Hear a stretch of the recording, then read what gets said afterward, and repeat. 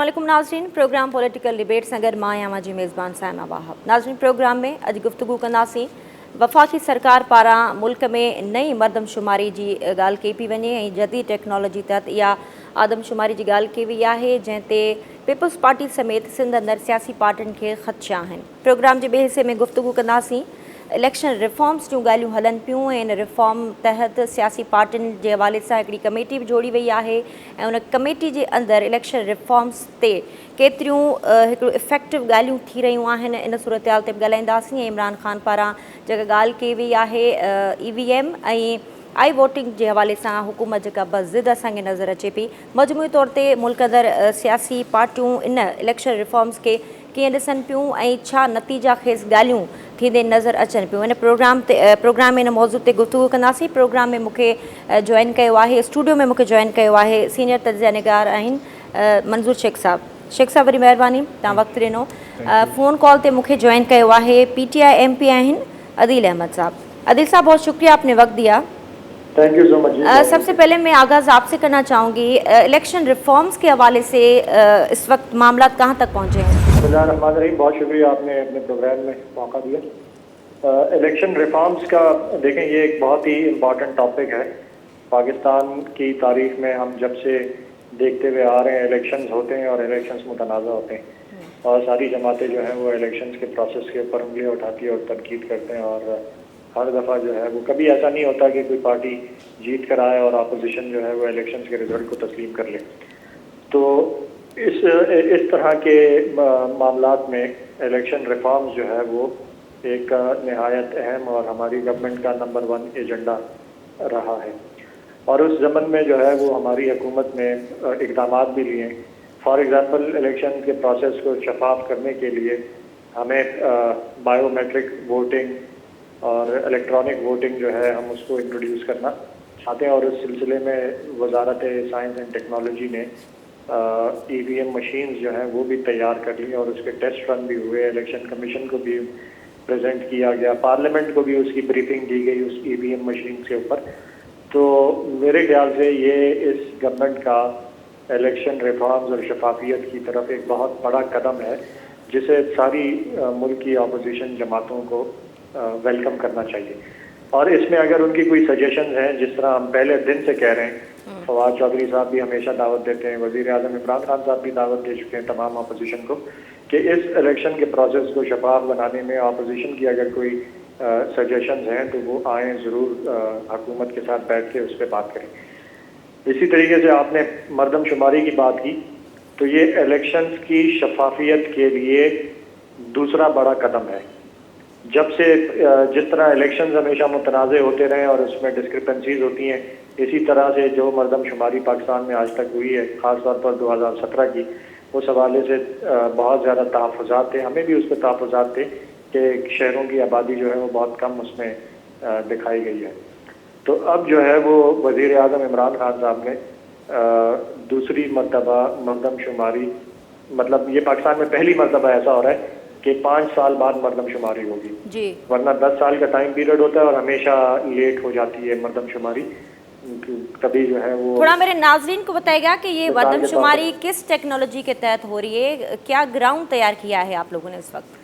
देखें, जो भी मॉडर्न टेक्नोलॉजी का इस्तेमाल होगा, फॉर एग्जांपल GIS का इस्तेमाल होगा कि जहाँ जिस घर में जाके मर्दमशुमारी हो रही है उसके कोऑर्डिनेट्स जो हैं वो होंगे मौजूद। इसमें टैबलेट्स का और कंप्यूटराइज्ड सिस्टम्स का इस्तेमाल होगा कि जिससे जो वो होती है ना रीडेबल, वो टेक्नोलॉजी होती है कि जब आप टिक और क्रॉस करते हैं तो उसको मशीन जो है वो रीड कर सकें। और बहुत सारी जो है इसमें जदीद टेक्नोलॉजी का इस्तेमाल होगा, जिससे मैनुअल एरर्स का, मैनिपुलेशन का जो बिल्कुल इम्कान है वो बिल्कुल ख़त्म हो जाएगा। मिसाल के तौर पर आज जब रियल टाइम मर्दमशुमारी जब आप किसी घर में करते हैं जाके, और आप पहले कागज़ पे नोट करते हैं, फिर जाके उस रिकॉर्ड के चेंज होने का खदशा होता है। तो जब ये आपके पास टैबलेट्स होंगे, इलेक्ट्रॉनिक मशीन्स होंगी, बायोमेट्रिक्स होंगे, तो जब आप किसी घर में जाके जैसे ही वो उसमें सिस्टम में जो फीड करेंगे वो सारा का सारा स्टोर भी होगा, सेफ भी होगा और उसका बैकअप भी होगा और वो रियल टाइम डाटा आपके पास आ रहा होगा। दूसरा जो इस मरदमशुमारी में किया जा रहा है वो ये किया जा रहा है कि डिजोरो बेसिस पे करवाए जा रहे हैं। पहले डिफेक्टो होते थे। डिजोरो का मतलब अगर ब्रॉडली इसको देखें तो इसका मतलब ये है कि कोई भी बंदा किसी भी जगह पर कम से कम 12 महीने वहाँ पे रह रहा हो उस जगह पे, तो उसका मरदमशुमारी में उस जगह काउंटिंग होगी। पहले ये होता था कि वो अगर करंटली वहाँ मौजूद है तो उसका वहाँ काउंटिंग हो जाती है, तो अब इस तरह से नहीं होगा। और इसमें CNICs के एड्रेसेस जो हैं वो भी अपडेट होंगे, वो भी देखे जाएंगे और कम से कम कोई बंदा 12 महीने से वहाँ रह रहा हो, उसके पास वहाँ का रेजिडेंशियल प्रूफ हो, तो जाके उसकी जो है वो उस जगह पे मरदमशुमारी में नाम आएगा। आदिल साहब, मैं अपने मेहमान से जवाब ले लूँ। मंजूर साहब छा चवणु चाहींदा? आदिल शेख साहब जी ॻाल्हि कई रिफॉर्म्स ते पहिरीं अचूं था, इलेक्शन रिफॉर्म्स जे हवाले सां छा थो तव्हांखे लॻे इलेक्शन रिफॉर्म्स मुल्क जो तमामु हिकिड़ो अहम ऐं सेंसिटिव मामिलो आहे, इन रिफॉर्म्स तहत तव्हांखे लॻे थो मुल्क अंदरि सियासी बहस जेको हिन वक़्तु थिए पियो को नतीजा खेज़ आहे? तव्हांखे लॻे थो इन में हुकूमत जी का सचाई या अपोज़िशन जा जेके ऑब्जेक्शन्स आहिनि छा उहे वैलिड आहिनि? हाणे ॿ टे शयूं आहिनि जेके मुंहिंजे ख़्याल में ज़हन में रखणु घुरिजनि। हिकिड़ी ॻाल्हि इहा आहे त रिफॉर्म्स जेके आहिनि उन्हनि खां त किथे बि इनकार कोन्हे ऐं किथे बि जेकॾहिं सचाई सां जेकॾहिं रिफॉर्म्स जी ॻाल्हि थिए थी ऐं उहे रिफॉर्म्स थियनि था, किथे बि सुधारा अचनि था त उन खां बिल्कुलु इनकार कोन्हे। ऐं मां नथो सम्झां त को बि ज़ी शौर माण्हू सुधारनि जी जेको आहे उहा मुखालफ़त कंदो, पर उन में जेका बेसिक शइ आहे उहा ॾिसण जी ज़रूरत आहे त पाकिस्तान जे अंदरि कहिड़नि क़िस्म जे सुधारनि जी ज़रूरत आहे। पाकिस्तान जे अंदरि इहो वॾो बहस आहे वॾे अरसे खां त पाकिस्तान जे अंदरि का बि इलेक्शन जेकी आहे उहा शफ़ाफ़ कोन थी थिए ऐं तमामु घणा माण्हू जेके आहिनि जेके पॉलिटिकल हिस्ट्री पाकिस्तान जी ॼाणनि था उन्हनि खे ख़बर आहे त पाकिस्तान में आम तौर ते इहो चयो वेंदो आहे त हिकिड़ी शफ़ाफ़ इलेक्शन थी जंहिंजे करे मुल्क टुटी वियो। त तव्हां हाणे अंदाज़ो लॻाए सघो था त पाकिस्तान जे अंदरि इलेक्शन खे शफ़ाफ़ करण जे लाइ केतिरी ज़रूरत आहे, इन शइ खां बिल्कुलु इनकार न आहे। पर जेकॾहिं सुधारा इन करे आणजनि त का हिकिड़ी पार्टी या के मख़सूस ग्रुप जेके आहिनि उन्हनि खे फ़ाइदो ॾिजे त इन्हनि खे सुधारा चई नथो सघे। मिसाल पाकिस्तान जे अंदरि सुधारो नंबर 1 जेको सभ खां वॾो आहे, जंहिं ते को बि एतिराज़ न हुजणु घुरिजे ऐं इहा हक़ीक़त आहे, उहो इहो आहे त पाकिस्तान जे अंदरि इलेक्शन में पॉलिटिकल पार्टीज़ ऐं जेकी ॿिया जेके इंस्टीट्यूशन जेके इलेक्शन्स कराइनि था, मिसाल इलेक्शन कमीशन ऑफ पाकिस्तान, उन्हनि जो जेको कॉन्स्टिट्यूशन ड्यू रोल आहे उन खां अलावा को एक्स्ट्रा क़िस्म जो को बि रोल ऐं को किरदारु न हुजणु घुरिजे। पर पाकिस्तान में हर इलेक्शन उन खां पहिरियों इलेक्शन वारे ॾींहं ते इलेक्शन खां पोइ तक़रीबन समूरा तर्ज़ी निगार समूरा सहाफ़ी सभु जेके माण्हू इन्वॉल्व हुजनि था उहे चवनि था त इलेक्शन जेकी आहे उहा हीअं डिज़ाइन कई वई आहे ऐं फलाणी जॻह ते फलाणी हुकूमत पार्टी हुकूमत ठाहींदी, सेंटर में फलाणी पार्टी हुकूमत ठाहींदी ऐं हीअ गेम जेकी आहे उहा हीअं सिटी वई आहे। तव्हां अंदाज़ो कयो न, परसेप्शन्स ॾाढा इम्पॉर्टेंट हूंदा आहिनि।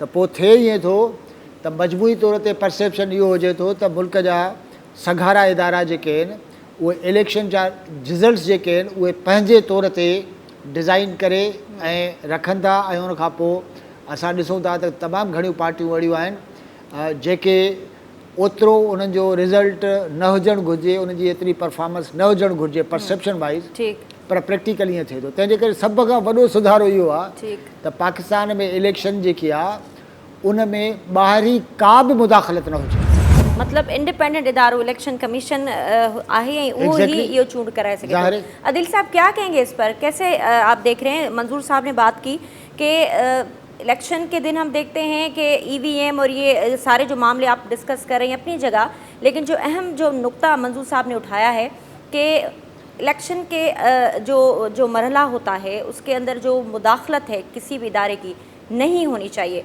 तो इस पॉइंट पर आप क्या समझते हैं कि दूसरी दीगर पार्टीज़ की भी यही खदशात हैं, तो इस पर PTI क्या कहती है?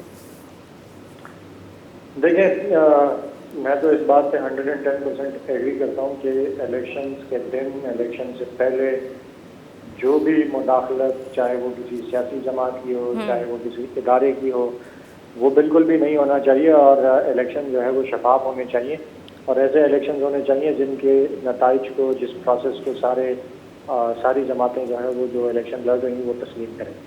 और हमारी जो कोशिश है वो भी इसी प्रोसेस की तरफ जो है हम कदम रख रहे हैं। देखें, इलेक्शन में जो धांधली है वो बहुत सारे तरीकों की होती है। एक होती है प्री पोल रिगिंग, जो मैंने आपको बताया कि जिसमें उसमें शामिल ये है कि सेंसस गलत करवा दें, उससे हल्का बंदियाँ गलत होंगी, उससे फिर डिलिमिटेशन में जो है पहले सेंसस गलत करवाएं ताकि आबादी गलत नज़र आए, फिर उसके बाद डिलिमिटेशन अपनी मर्जी से गलत करवा लें कि आपकी पार्टी को सूट करता हो। ये कौन करता है? ये वो पार्टीज करती हैं जो पावर में होती हैं। पाकिस्तान तहरीक इंसाफ तो 2018 से पहले कोई पावर में नहीं रही, तो इससे पहले ये प्री पोल रिगिंग होती रही है। फिर इसका प्री पोल रिगिंग का ये होता है कि जब आप डिलिमिटेशन करते हैं उसके बाद जो वोटर लिस्टें बनती हैं वो वोटर लिस्टें अपनी मर्जी के बना लें कि उसमें से वोटर निकालना डालना, ये पॉलिटिकल जमातें जो हैं वो इदारों के साथ मिलकर मैनिपुलेशन करती रही हैं। फिर आपकी इलेक्शन डे से पहले की जो आपकी प्री पोल रिगिंग है उसका एक तरीका ये होता है कि सरकारी मशीनरी इस्तेमाल करके इलेक्शन को इन्फ्लुएंस किया जाए, हलकों के अंदर तरक्याती काम इलेक्शन से पहले करवाए जाएं, तो ये भी इलेक्शन को इन्फ्लुएंस करने का एक तरीका होता है। फिर इलेक्शन डे के दिन भी पोलिंग स्टेशन पर मुख्तलिफ हरबे इस्तेमाल करना, जहाँ आपका वोट बैंक ना हो वहाँ पोलिंग को स्लो करवा देना कि ताकि दूसरी जमात का जो वोट बैंक है वो मुतासर हो। जो आपके रिजल्ट कंपाइलिंग होती है उसमें आरओस के ज़रिए फिर अमले के ज़रिए मैनिपुलेशन करवाना, तो ये सारे प्रोसेसेस हैं इसका। अब इन सारे प्रोसेसेस की वजह क्या है कि इसमें मैनिपुलेशन क्यों होती है? क्योंकि इसमें ह्यूमनली इन्वॉल्वमेंट ज़्यादा है तो ये मैनिपुलेशन होती है। अगर आप इस ह्यूमनली इन्वॉल्वमेंट को जितना कम कर देंगे, जितना आप कंप्यूटराइजेशन पे चले जाएंगे, जितना आप डिजिटाइजेशन पे चले जाएंगे, ह्यूमनली इन्वॉल्वमेंट कम होगा और मैनिपुलेशन का इम्कान भी जो है वो उतना ही कम होगा। तो हमारी गवर्नमेंट इसी चीज़ पर बिलीव करती है। सर, टेक्नोलॉजी की बात आप कर रहे हैं, लेकिन दीगर पार्टीज इस बात पर इत्तेफाक नहीं कर रही। डिजिटाइजेशन को लेकर आ रहे हैं और फिर इलेक्शन वोटिंग का जो प्रोसेस है उसमें भी डिजिटाइजेशन को लेकर आ रहे हैं। तो हम इसी धांधली और इसी इन्फ्लुएंस को कम करने के लिए जो है वो कोशिशें कर रहे हैं और इंशाल्लाह करके रहेंगे। अदील अहमद साहब, बहुत शुक्रिया, आपने वक्त दिया। नाज़रीन, मरदमशुमारी जो मामलो हुजे या इलेक्शन रिफॉर्म्स की ॻाल्हि हुजे, इन्हनि समूरनि मामलनि ते पीपल्स पार्टी जा ख़दशा बरक़रार आहिनि ऐं सुप्रीम कोर्ट जे रुख करण बजाए पीपल्स पार्टी रोडनि ते आहे ऐं एहतजाज करे पई। इन ते पीपल्स पार्टी जो ई मौक़िफ़ वठंदासीं। टेलीफोन लाइन ते मूंखे जॉइन कयो आहे PPMPN जाम शबीर साहब। शबीर साहब, वरी महिरबानी, तव्हां वक़्तु ॾिनो। सभ खां पहिरीं इलेक्शन रिफॉर्म्स ते ॻाल्हाए वठूं था। हिकिड़ी कमेटी बि ठाही वई आहे जंहिं ते वफ़ाक़ी सरकार चयो आहे त जेके बि तव्हां वटि सिफ़ारिशूं आहिनि, तव्हां जेको कुझु चाहियो था हिन मामले ते ॻाल्हाइण लाइ, पार्लियामेंट जे फ्लोर ते बि ॻाल्हाए सघो था। छा पीपल्स पार्टी जे अंदरि हिन वक़्तु इलेक्शन रिफॉर्म्स जे हवाले सां कहिड़ियूं ॻाल्हियूं हलनि पियूं ऐं जेको वफ़ाक़ी सरकार जी इहा दावा आहे त असांजी कोशिशि हूंदी त समूरनि पार्टियुनि खे ऑन बोर्ड वठूं, त छा आहे मौक़िफ़ हिन ते पीपल्स पार्टी जो? बिस्मिल्लाहिर्रहमानिर्रहीम। सभिनि खां पहिरीं तव्हांजी महिरबानी। ऐं बिल्कुलु जीअं त तव्हां चओ पिया त पीपल्स पार्टी जा ख़दशात बिल्कुलु असांजा ख़दशात आहिनि। पाकिस्तान पीपल्स पार्टी हमेशह जेका आहे उहो जमहूरी रिवायतुनि खे बरक़रार रखियो आहे ऐं उन्हनि जे हक़ में ॻाल्हायो आहे।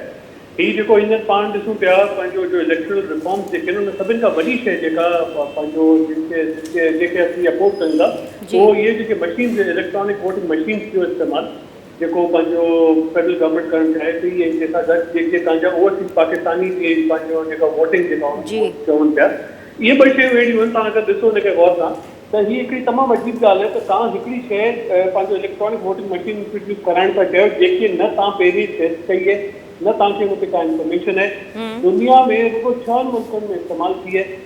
फर्स्ट वर्ल्ड कंट्री तव्हांजी जर्मनी आहे जंहिं हिकिड़ो दफ़ो यूज़ करण खां पोइ हुनखे ख़तमु करे छॾियो, वरी दुबारा यूज़ न कयो आहे।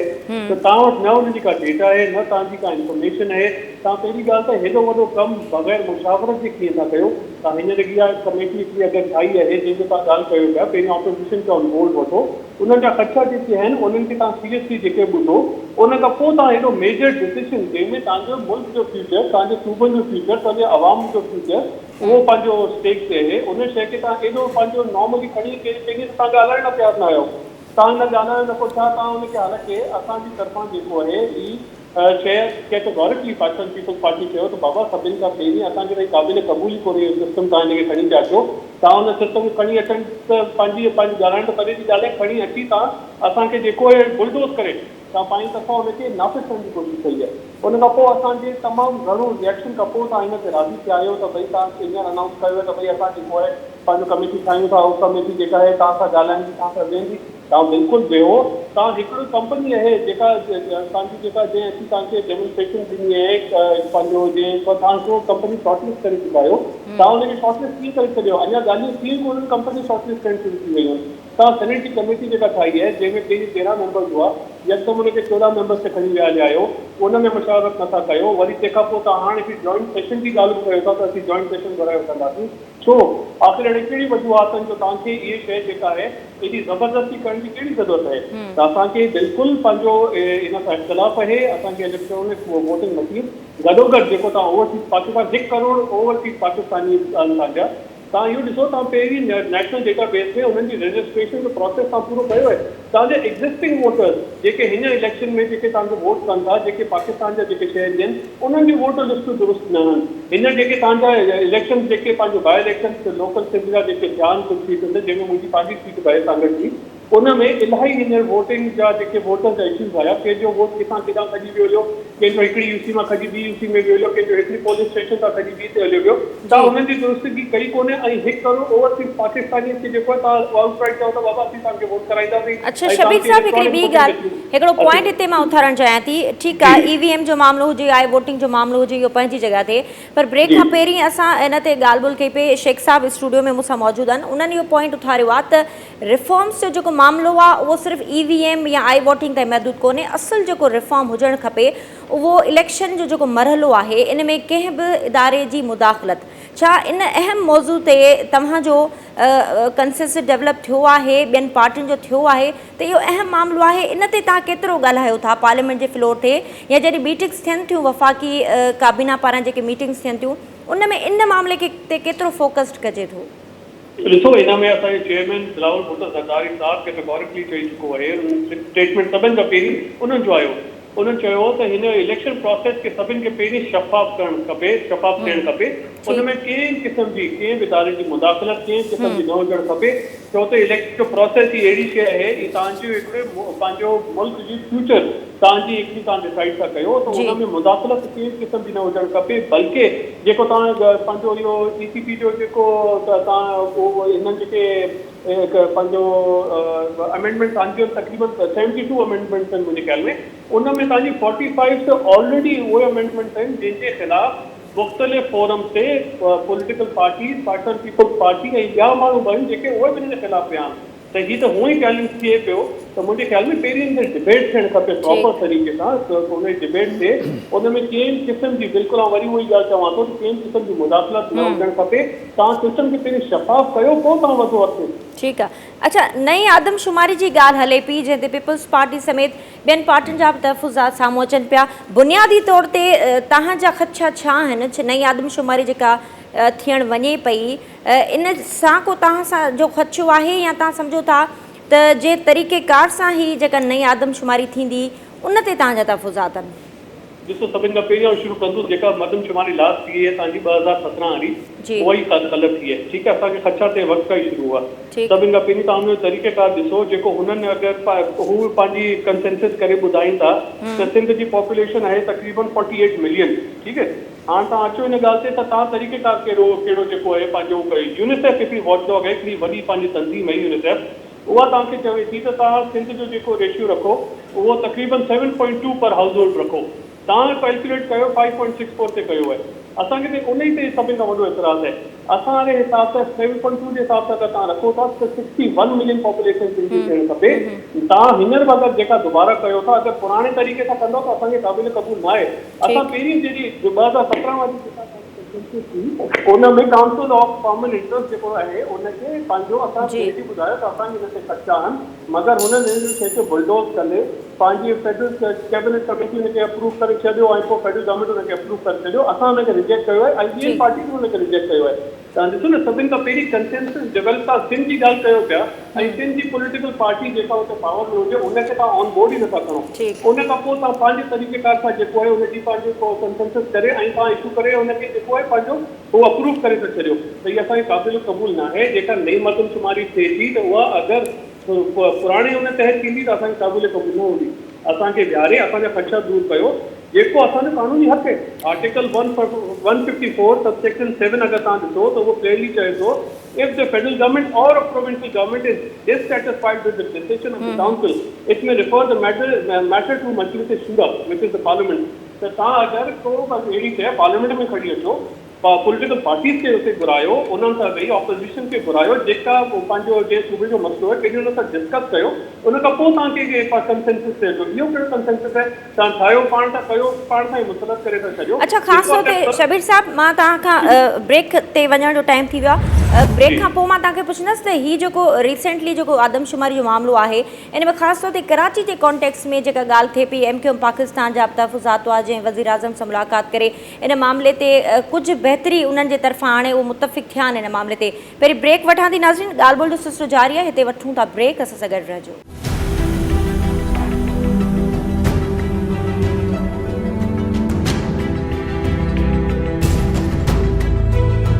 वेलकम बैक नाज़रीन, ॻाल्हि ॿोल जो सिलसिलो जारी आहे। शेख साहब खां जवाबु वठंदासीं।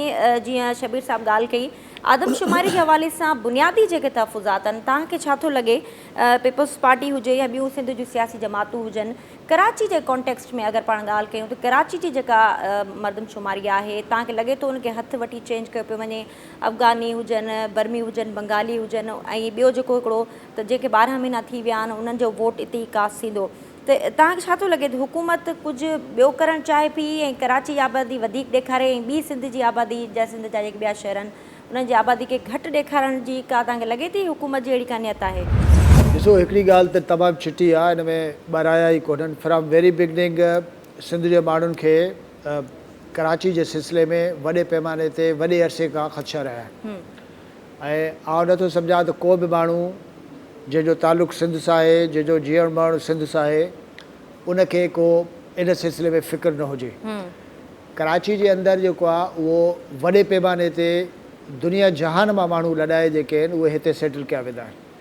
उन में हिकिड़ी त जेके अफ़गानिस्तान जी पनाहगीरनि जी आबादी आहे हिकिड़े वॾे अरसे खां, उन में को लिकियल ॻाल्हि कोन्हे। चयो थो वञे त तक़रीबन कोई 25-26 दुनिया जा मुल्क आहिनि जितां जेके आहिनि उहे मुख़्तलिफ़ नमूननि सां मुख़्तलिफ़ वक़्तनि ते आबादियूं अचे हिते सेटल थियूं आहिनि। ऐं कराची जे अंदरि न सिर्फ़ु ॿाहिरां पर मुल्क जे ॿियनि सूबनि मां जंहिंखे बि जंहिं वक़्तु बि जंहिंजी दिलि चाहे अचे, सिंध ऐं ख़ासि तौर ते सिंध जो कैपिटल आहे कराची, अचे हुते माण्हू ज़ारी ॻाल्हि आहे अचे रही पवनि था। उनजे करे ईअं थो थिए त मजबूरी तौर ते न सिर्फ़ु कराची पर सॼे सूबे जो जेको आबादी जो जेको तवाज़ुन आहे उहो वॾे पैमाने ते तब्दील थो थिए। ऐं दुनिया जहान में इंटरनेशनल कानून हुजनि, पाकिस्तान जा कानून हुजनि, जितां जा बि तव्हां कानून ॾिसो, ऐं गॾोगॾु को बि इन क़िस्म जो किथे बि अख़लाक़ी जवाज़ कोन्हे त तव्हां कंहिं हिकिड़े सूबे खे एतिरो फ्लडिड कयो जो उन सूबे जा असुलु रहवासी जेके माण्हू आहिनि उहे कंहिं न कंहिं नमूने सां उन्हनि जी आबादी जेकी आहे उहा आहिस्ते आहिस्ते जेको आहे घटि थींदी वञे। सिंध जे अंदरि वॾे पैमाने ते ए खां वठी ज़ी ताईं जेके बि सिंध जूं पार्टियूं आहिनि, सिंध जा सहाफ़ी आहिनि, दानिश्वर आहिनि, कंटिन्यूसली इहो चवंदा रहिया आहिनि त कराची जे अंदरि आबादी जी जेका वॾे पैमाने ते जेका शिफ्टिंग आहे उनजो हिकिड़ो वॾो टारगेट इहो रहियो आहे त कंहिं न कंहिं नमूने सां सिंध जी आबादी जेकी आहे उनजो तवाज़ुन चेंज कयो वञे। जॾहिं सिंध जे अंदरि आबादी जो तवाज़ुन चेंज थो थिए, ख़ासि तौर ते कराचीअ में, त 2-3 तमामु वॾा उन जा इम्पैक्ट्स आहिनि जेके पवनि था। हिकिड़ो इम्पैक्ट इहो पए थो त आहिस्ते आहिस्ते उहे माण्हू हिते सेटल थियनि था, हितां जी इकॉनमी ते असरदार थियनि था, हितां मनी जेकी आहे उहा फ्लाए थिए थी। ॿियो सभ खां वॾो इशू इहो थिए थो त आहिस्ते आहिस्ते माण्हुनि जो जेको आहे उहो कार्ड ठहे थो, वोट जेको आहे उनजो हू जेको आहे पंहिंजो राइट इस्तेमालु कनि था, जंहिंजो ज़ारी ॻाल्हि आहे तव्हांजे सिंध असेंबली जे अंदरि तव्हां हिन वक़्त जी तव्हां कंपोज़िशन ॾिसो। मां नथो सम्झां त कंहिं बि माण्हूअ जो जेको बेसिक राइट आहे उन जी का मुखालफ़त थियणु घुरिजे, नो। पर सुवालु इहो आहे त पाकिस्तान जेको आहे हिकिड़ी फेडरेशन आहे, उन में 4 सूबा आहिनि ऐं उहे 4 सूबा जेके आहिनि उन्हनि जा पाकिस्तान जे कॉन्स्टिट्यूशन में हिकिड़ा राइट्स आहिनि। तंहिंजे करे जीअं ॿिया सूबा आहिनि ईअं सिंध जा बि जेके राइट्स आहिनि त सिंध जे अंदरि पॉलिटिकल ऐं इकनॉमिक अख़्तियार जेको आहे उहो सिंधी माण्हुनि वटि हुजे। ऐं गॾोगॾु इम्पॉर्टेंट ॻाल्हि इहा आहे त असांजा जेके रिसोर्सिस आहिनि, ज़मीन आहे, ॿिया रिसोर्सिस आहिनि, उन्हनि ते असांजो इख़्तियार हुजे। हाणे इहा पॉपुलेशन वॾे पैमाने ते जॾहिं उन जे तवाज़ुन में तब्दीली अचे थी त पोइ ज़ाहिरी ॻाल्हि आहे तव्हांजे पॉलिटिकल अख़्तियार ते जेको आहे उहो असरु थिए थो, तव्हांजे रिसोर्सिस ते असरु थिए थो। वरी मज़ेदार ॻाल्हि इहा आहे त तव्हां जेकी बि जेका प्लैनिंग कयो था उहा प्लैनिंग जेकी आहे उहा थिए इन ते थी त तव्हांजे सूबे जे अंदरि माण्हू केतिरा था रहनि।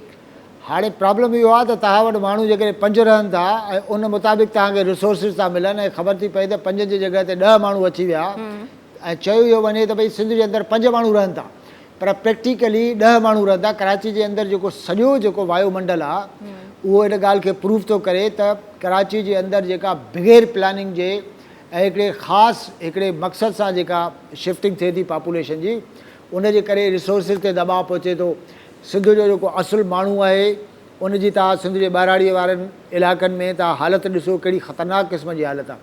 तंहिंजे करे महिरबानी करे पाकिस्तान खे हिकिड़ी ट्रू फेडरेशन बणाइण जी ज़रूरत आहे ऐं पाकिस्तान पीपल्स पार्टी ते इहा वॾी ज़िमेदारी पए थी त उहा कम अज़ कम न सिर्फ़ु पॉपुलेशन सेंसस जेको आहे आदमशुमारी उहा इंसाफ़ ऐं नेकनियती ऐं सही प्रोसेस तहत कराइण जे लाइ दबाव विझे पर गॾोगॾु पाकिस्तान पीपल्स पार्टीअ जो इहो बि वॾे पैमाने ते उन ते हक़ थो थिए, उनजो फ़र्ज़ु आहे त सिंध जे अंदरि जेको पॉपुलेशन जो तवाज़ुन हीअं चेंज थो थिए उन्हनि ते कानून साज़ी वफ़ाक़ा खां कराए ऐं काफ़ी कानून साज़ी सिंध असेंबली जे अंदरि थी सघे थी।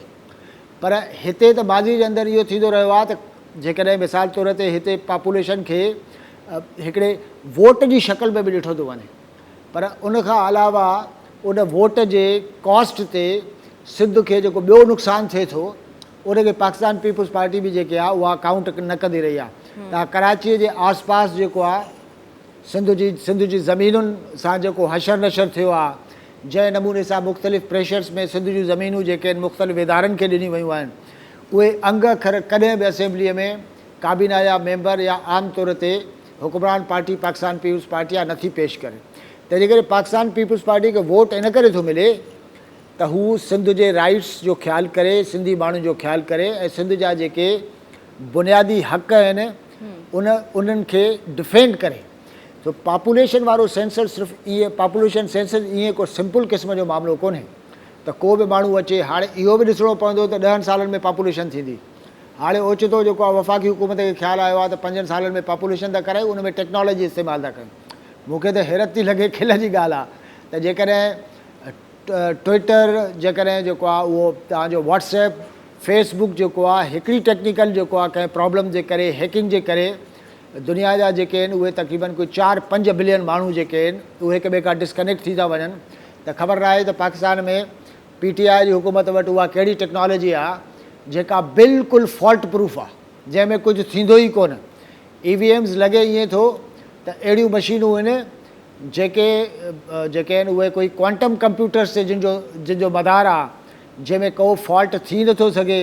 आदमशुमारी साईं हाणे GPS थी थींदी। हाणे मूंखे सम्झ में ॻाल्हि कोन थी अचे त दुनिया जी टेक्नोलॉजी में इहे जेके सोशल मीडिया ग्रुप आहिनि इन्हनि वटि मोस्ट मॉडर्न टेक्नोलॉजी आहे ऐं उन्हनि वटि हज़ारे लखे माण्हू वेठा आहिनि जेके डेली रिसर्च ऐं डेवलपमेंट कनि था ऐं डेली उन्हनि जा सॉफ्टवेयर जेके आहिनि उहे अपडेट कनि था पाण खे।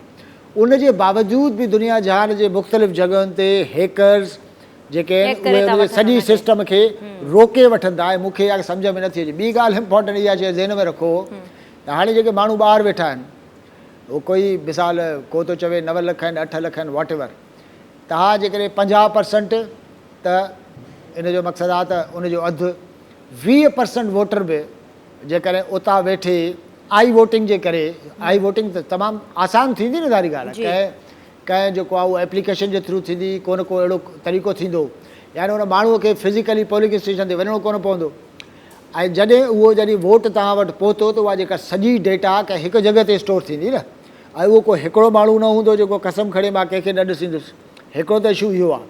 तंहिंजे करे इहो जेको फौरी तौर ते एॾो जेको आहे तव्हां आई वोटिंग जे थ्रू टेक्नोलॉजी ते डिपेंड करे ऐं तव्हां इहो करायो था, इहो तमामु वॾी ख़तरनाक क़िस्म जी शइ आहे। ॿी ॻाल्हि इहा आहे त ॿाहिरि जेके माण्हू रहनि था उन्हनि जी हिकिड़ी घणी आबादी ड्यूअल नेशनल आहे। हाणे ड्यूअल नेशनल माण्हू जेको आहे असेंबली जो मेंबर कोन थो थी सघे, उहो ख़बर नथो, मूंखे इहा ॻाल्हि सम्झ में नथी अचे त उहो वोट कीअं ॾींदो।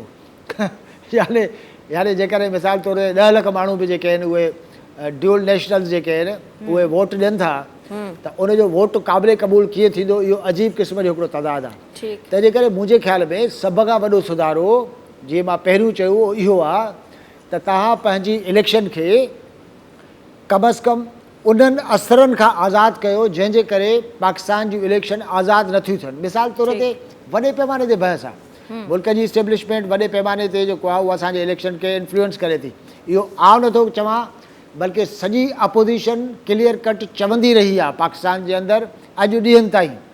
सवाल इहो आहे त सभई पॉलिटिकल पार्टियूं इंक्लूडिंग हुकुमरान पार्टी उहे छा इन ते कंसेंसस रखनि थियूं त भई इलेक्शन जेको आहे it's a political process and should be launched ऐं उनजी सॼी प्रोसेसिंग जेकी आहे उहा उन प्रोसेस पॉलिटिकल प्रोसेस तहत हुजणु घुरिजनि। ॿियो बि को बि इदारो हुजे, पाकिस्तान जो कहिड़ो बि कॉन्स्टिट्यूशनल इदारो हुजे, इस्टेब्लिशमेंट हुजे, तव्हांजी अदलिया हुजे या ॿियो को इदारो हुजे, उहो इलेक्शन खे इन्फ्लुएंस छो करे?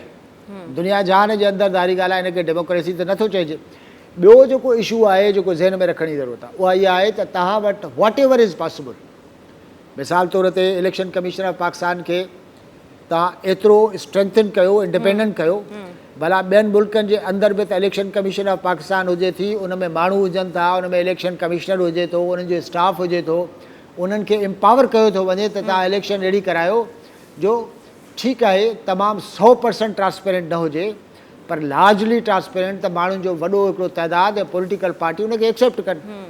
गॾोगॾु इहा शइ ॾिसण जी बि ज़रूरत आहे त जॾहिं हुकुमरान पार्टी इहो चवंदी त असांखे फ़ौज जी इस्टेब्लिशमेंट जी फुल सपोर्ट हासिलु आहे, फ़ौज असां सां गॾु आहे ऐं साॻिए पेज ते आहे, बाक़ी इहा ॻाल्हि सम्झ में कोन ईंदी आहे त पोइ इहा इलेक्शन जेकी आहे उहा थींदी। शबीर साहब खां हिन जो जवाबु वठी था वठूं। शबीर साहब, पाण मर्दमशुमारी जी ॻाल्हि कई पे, मर्दमशुमारी जे हवाले सां जीअं त क़ानूनी तौर ते आइनी तौर ते 2027 में थियणु घुरिजे, पर हीअ जो 5 सालनि जे अरसे में ही ॿीहर आदमशुमारी थिए पई त क़ानूनी तौर ते इन खे तव्हां चैलेंज छो नथा कयो सुप्रीम कोर्ट में? त या तव्हांखे लॻे थो त रोडनि ते अचण सां ई मसइलो हल थींदो? न न, असांजी तरफ़ां चैलेंज थियल कोर्ट में केस हले पियो।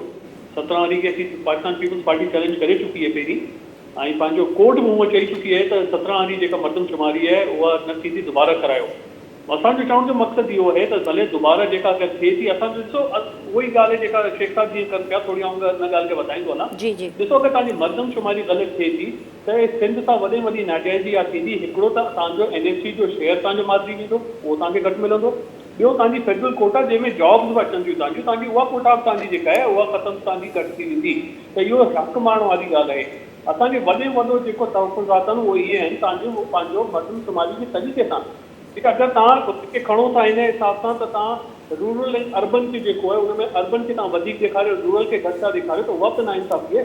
तव्हां फ्री एंड फेयर जेका प्रॉपर पहिरीं मर्दमशुमारी पंहिंजी कयो, जंहिंमें तव्हांजा सभु स्टेक होल्डर्स हुजनि, पाकिस्तान पीपल्स पार्टी आहे, ॿियूं पार्टीज़ भले हुजनि, उहे स्टेक होल्डर्स ऑन बोर्ड वठो।